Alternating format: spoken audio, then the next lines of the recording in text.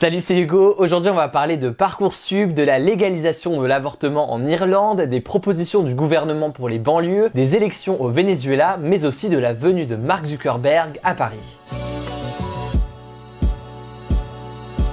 On commence ce récap de l'actu avec une information qui a touché tous les élèves de terminale, les premiers résultats de Parcoursup. On le sait, depuis janvier, le gouvernement a lancé la nouvelle plateforme d'orientation des lycéens pour l'enseignement supérieur, Parcoursup. La principale différence entre les deux dispositifs, c'est la hiérarchisation entre les vœux. Avec APB, il suffisait qu'un vœu soit accepté pour que tous les vœux placés en dessous disparaissent. Avec Parcoursup, il peut y avoir des avis favorables sur plusieurs vœux et donc bloquer certaines filières pour un seul élève. Avec ce système, davantage d'élèves ont donc des risques de ne pas trouver une formation rapidement. Cette semaine, les 812 000 élèves de terminale pouvaient consulter les premiers résultats concernant leur future affectation. Parmi eux, 58% ont reçu une réponse positive, mais seuls 12% d'entre eux ont accepté et validé une proposition, ce qui veut dire que les propositions déjà reçues ne sont pas toujours les propositions préférées des lycéens. Selon la ministre de l'Enseignement supérieur Frédérique Vidal, il ne faut pas être inquiet car 350 000 propositions supplémentaires devraient être faites dans les jours à venir.